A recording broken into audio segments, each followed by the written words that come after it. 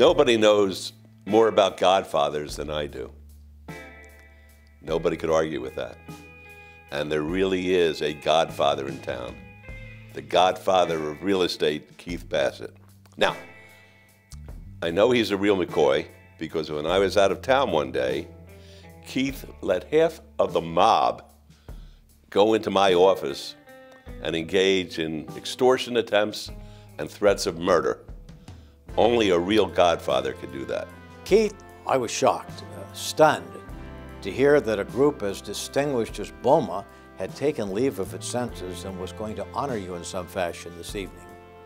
But to be serious, Keith, you and I go back a lot of years.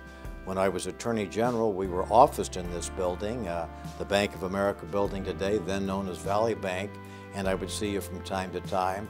But really, when I came back from DC in 2001 and joined Lionel Sawyer and Collins, seeing your friendly face and your smile almost on a daily basis was something I always look forward to.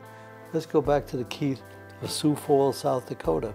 Was raised on a farm, did everything a farm child would do.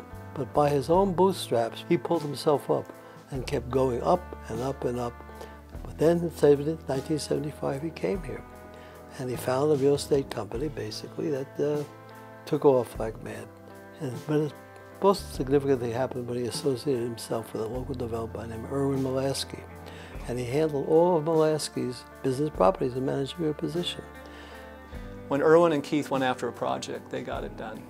They think we were unstoppable because we were probably the first to do things. We built the Bank of America Plaza, so we built the first high-rise office building downtown. That one was about 18 stories or so. Irwin Mulaski's the Don of real estate, so the two kind of go together. I brought Keith here to help me lease up a dream, which was this big, tall office building in Las Vegas. Never had anything like that. So the reason they said unstoppable was because we built things that nobody had ever built before. The story goes that Keith was trying to put together a pretty important deal over by Flamingo and Las Vegas Boulevard, by the old Flamingo Hotel.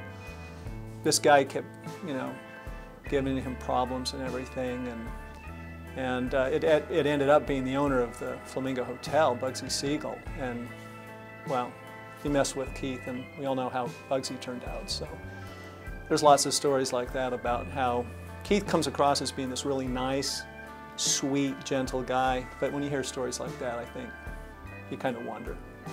Oh, Godfather Keith, 14 years ago, you invited me to a lunch with the BOMA executives from Washington, D.C. I had this suspicion I was going to be had by the Godfather, and I was right. Before I knew it, I was on a plane to D.C. to set up the chapter for Nevada. Mission accomplished.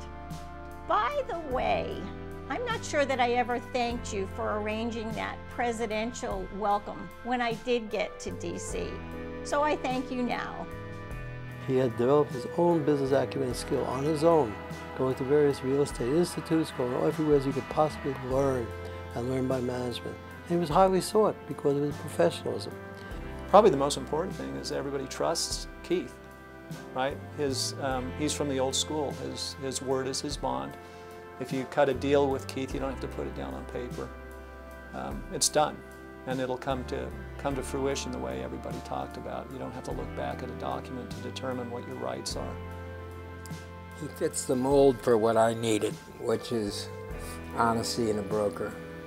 And tenants want to be told the truth, even though it's not what you think they want to hear. You have to tell them the truth. And that was Keith. The same warm-hearted, giving person, involved in Catholic charities, involving in the Rotary Club. Keith's been a part of the community. He made community work his work. It's been a distinguished career, more than 30 years as a commercial real estate broker. This honor is well-deserved. Congratulations. We are here tonight, Keith, to recognize you for your lifelong commitment to the real estate industry and this community. BOMA honors you. We all love you, and I thank you for showing us the way. Congratulations, Keith, and what a wonderful honor that BOMA is giving you. Certainly well deserved and long overdue, maybe like 50 years overdue. Okay, Keith, time for a drink.